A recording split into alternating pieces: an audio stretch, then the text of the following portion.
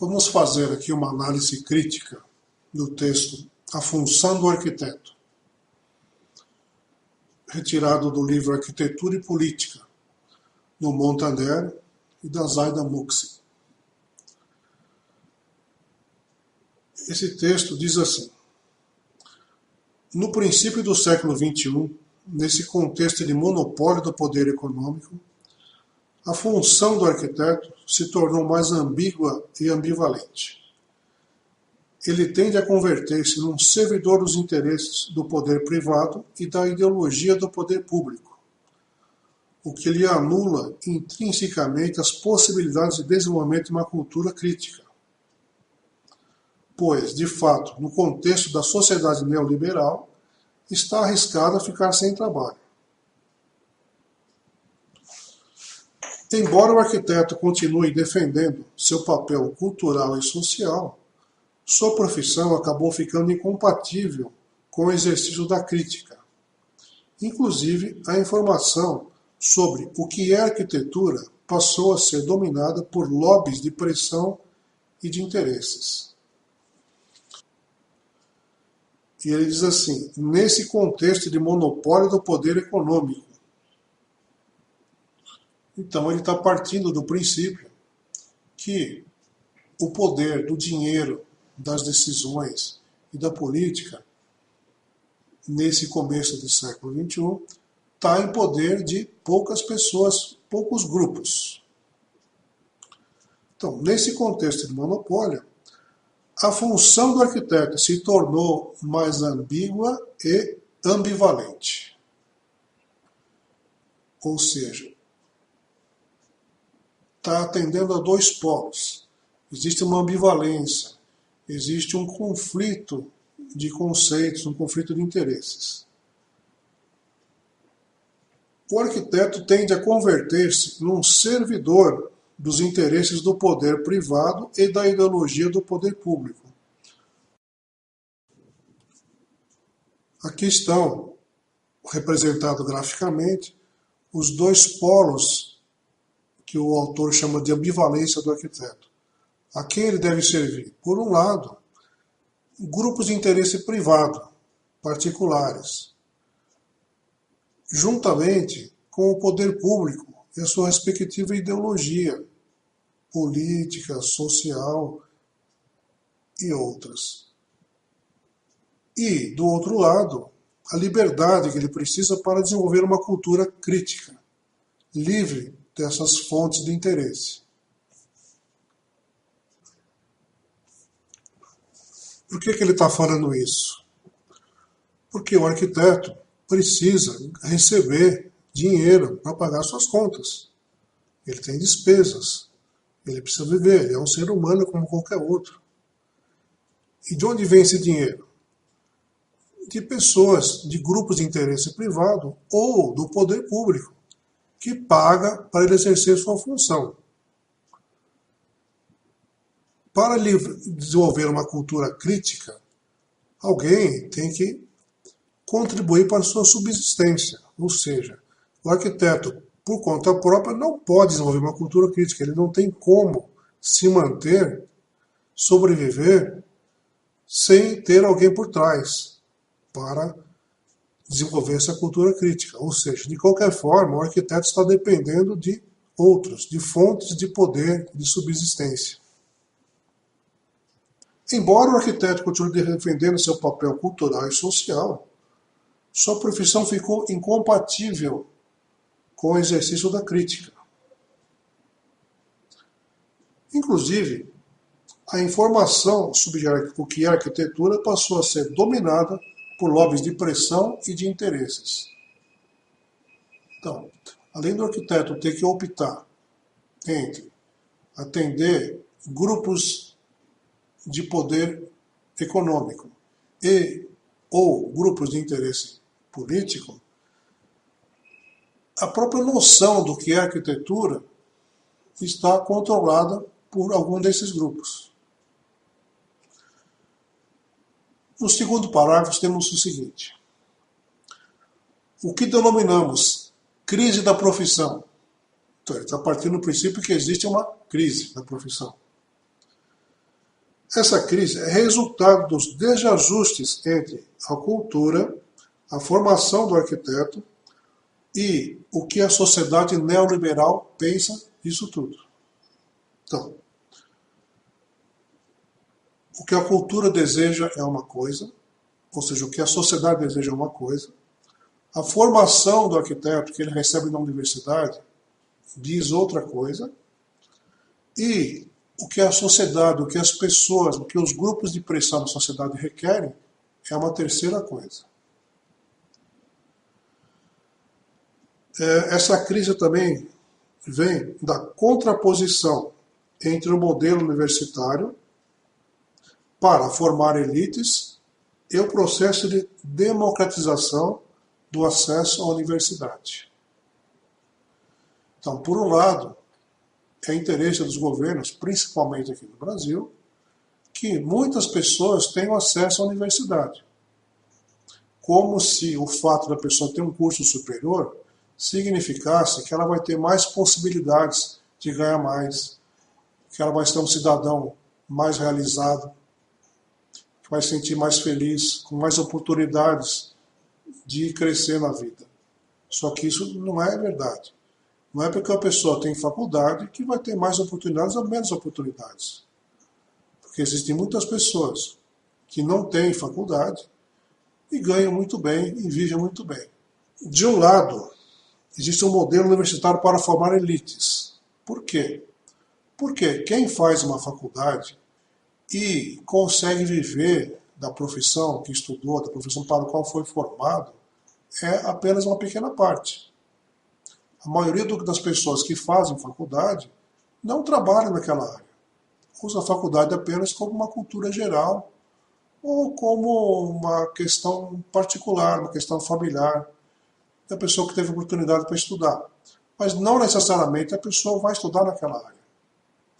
Muita gente faz faculdade, por exemplo, de Direito e nunca vai ver um processo na vida. É só uma questão de cultura geral ou de status. O perfil dos profissionais que se formam continua se baseando no falso pertencimento a um grupo de excelência. Então, as pessoas que se formam na faculdade de arquitetura, teoricamente, pertencem a um grupo de excelência, que se destaca por sua cultura, por seu poder econômico, por seu conhecimento dos processos sociais, dos processos tecnológicos. Só que esse grupo de excelência vai trabalhar para quem? Vai trabalhar para os mais favorecidos. E, portanto, são educados para serem servidores do poder. Porque eles têm que trabalhar para quem?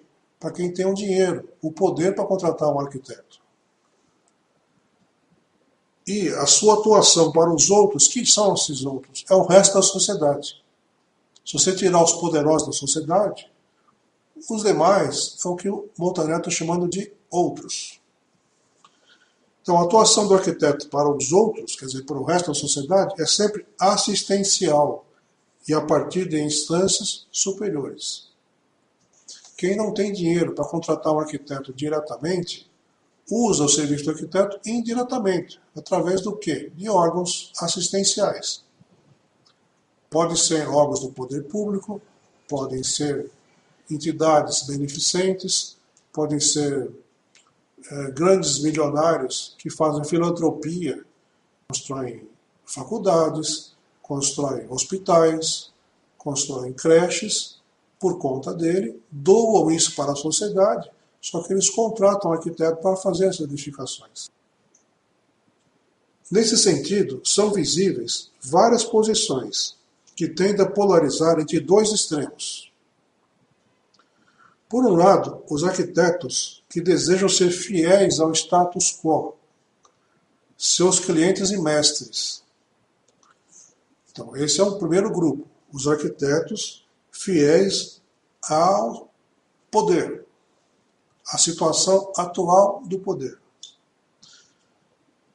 Ou aos seus mestres, a quem os formou.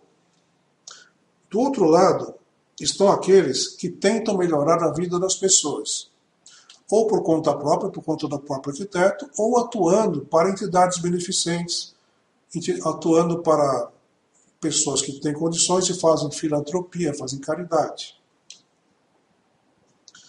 Agora, se o que o arquiteto deseja é ser reconhecido e publicado na mídia, terá que ser fiel aos famosos, aos poderosos, e ir adaptando com falsidade as mensagens que a mídia e os grupos de pressão tendem a promover. Por que ele está dizendo adaptando com falsidade? Como ele disse no primeiro parágrafo, a informação sobre o que é arquitetura passou a ser dominada por lobbies de pressão e de interesse. No parágrafo 4º ele diz assim: por exemplo, é de vital importância desmascarar aqueles que, dedicados a integrar-se em seu papel de servidores do poder e dos interesses imobiliários, recorrem à impostura, à hipocrisia e aos falsos argumentos para justificar-se, utilizando alegações falsas e alheias à realidade das obras, como sustentabilidade, socialização e vanguarda. Existem arquitetos que estão, sim, a serviço do poder, a serviço dos poderosos, mas querem mascarar essa atuação com certos rótulos que pegam bem, que lhe dão uma certa aura de trabalho social. E para isso lançam mão de rótulos e ferramentas, como ele diz aqui, falsas alegações, como sustentabilidade, socialização e vanguarda. Segundo Montaner, deveriam reconhecer abertamente que sua obra entra numa lógica de controle e domínio, de exploração e especulação, que são arquitetos a serviço dos poderosos. Nesse sentido, todo arquiteto que projeta hoje um edifício público, um aeroporto, um museu ou um centro comercial, deve saber que os espaços e os meios de controle são tão importantes que influem no projeto de maneira muito diferente de como seria até poucas décadas, especialmente em seus acessos e saguões. As questões de segurança e de controle passaram a ser itens prioritários, e seria hipocrisia continuar projetando sem querer reconhecer isso. Como consequência, os elementos de controle são um requisito a mais nos edifícios públicos, assim como também existem equipamentos como elevadores e sanitários, e os técnicos devem encará-los como um tema de projeto, para ser resolvido da maneira mais honesta e eficiente.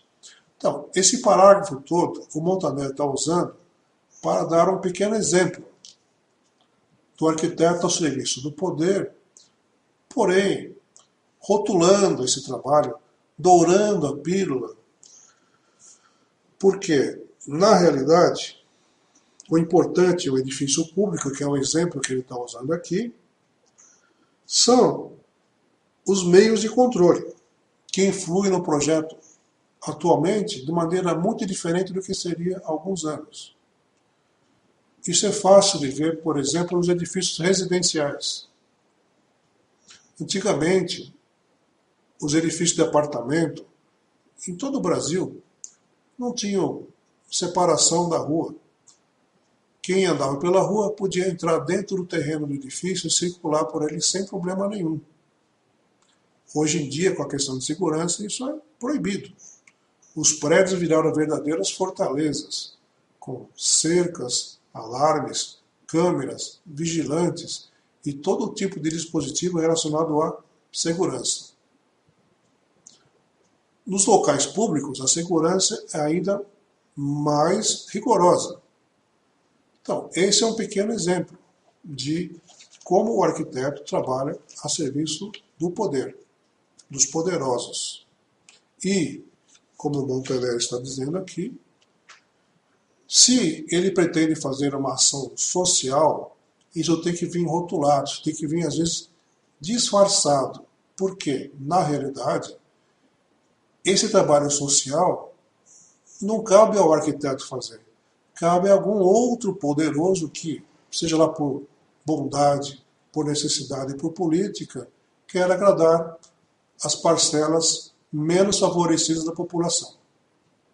Pense nisso, analise a sua carreira e veja que tipo de cliente que você deve procurar.